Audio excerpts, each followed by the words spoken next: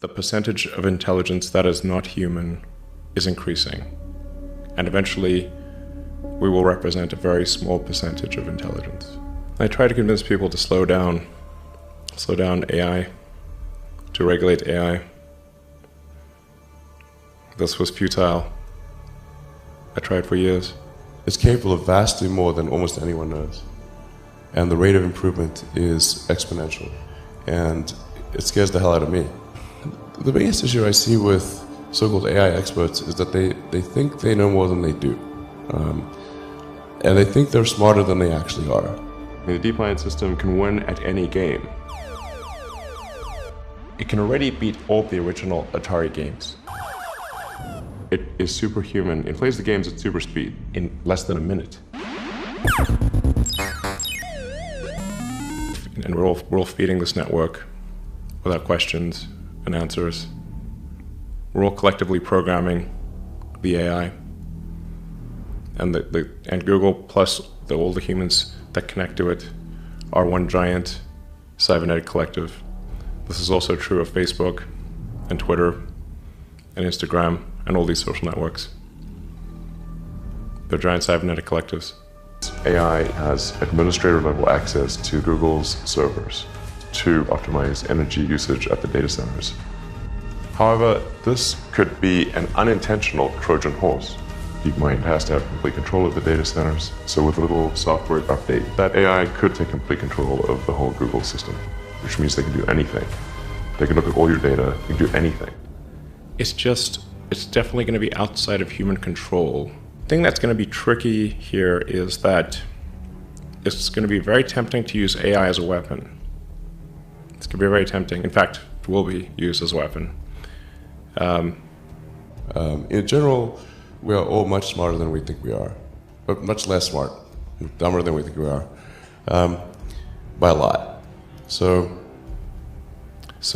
the on-ramp to serious AI, the danger is going to be more humans using it against each other, I think, most likely. That'll be the danger. Yeah. Usually there'll be some new technology. It will cause damage or death.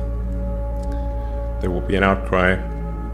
This tends to plague smart people. They just can't. They define themselves by their intelligence, and they don't like the idea that a machine could be way smarter than them. So they discount the idea, which is fundamentally flawed. That's the wishful thinking situation.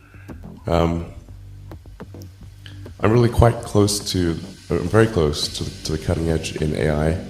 Well, I think the first bit of advice would be to really pay close attention to the development of artificial intelligence. I think we need to just be very careful in how we adopt artificial intelligence and to make sure that researchers don't get carried away. Because sometimes what happens is a scientist can get so engrossed in their work, they don't necessarily realize the ramifications of what they're doing. So I think it's important for public safety that governments keep a close eye on artificial intelligence and make sure that it does not represent a danger to the public. But what to do about mass unemployment? This is going to be a massive social challenge. And I think ultimately we will have to have some kind of universal basic income. I don't think we're going to have a choice. Universal basic income. Universal basic income, I think it's going to be necessary.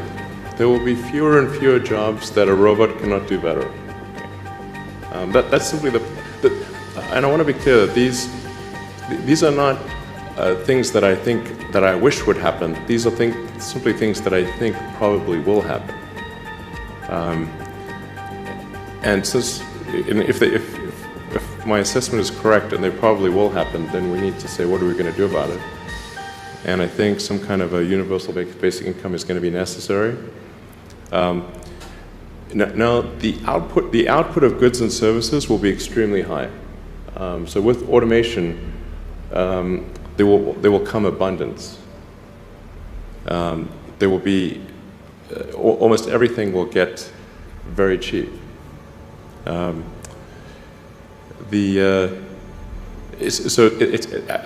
I think the biggest. I think we'll just end up doing a universal basic income. It's going to be necessary. The harder challenge, much harder challenge, is how do people then have meaning? Like a lot of people, they derive their meaning from their employment. So if you don't have, if you're not needed, if there's not a need for your labor, how do you? What's the meaning? Do you have meaning? Do you feel useless? That's a much harder problem to deal with. And then how do we ensure that the future is going to be the future that we want, that we still like?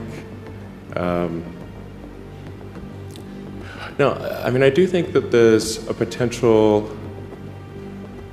path here which is, and we're really getting into science fiction or sort of advanced science stuff, but having some sort of merger with biological intelligence and machine intelligence.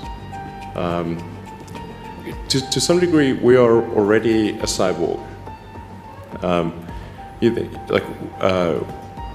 think of like the digital tools that you have, your phone, your computer, the applications that you have, like the fact that, as I was mentioning earlier, you can ask a question and instantly get an answer from Google or from other things.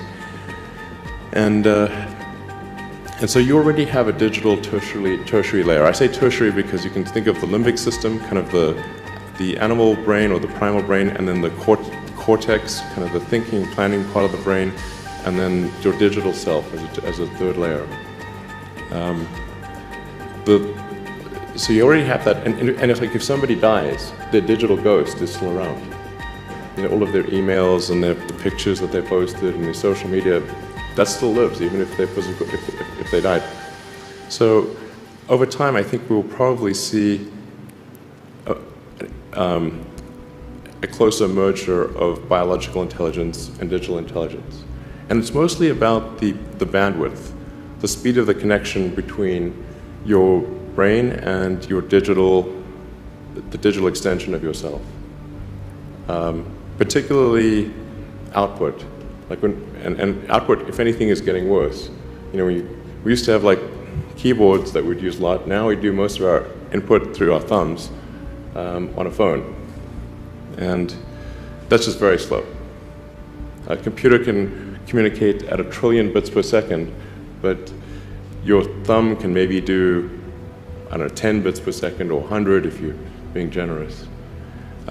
So some high bandwidth interface to the brain, I think, will be something that helps achieve a symbiosis between human and machine intelligence, and maybe solves the control problem and the usefulness problem.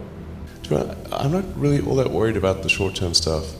Things that are, like narrow AI is not a species-level risk. It will result in dislocation, in lost jobs, and sort of better weaponry and that kind of thing. But it is not a fundamental species-level risk, whereas digital superintelligence is. So it's really all about laying the groundwork to make sure that if humanity collectively decides that creating digital superintelligence is the right move, then we should do so very, very carefully. Very, very carefully. This is the most important thing that we could possibly do. And that AI risk is, that I guess there's sort of a benign AI, and that we're able to achieve a symbiosis with that AI.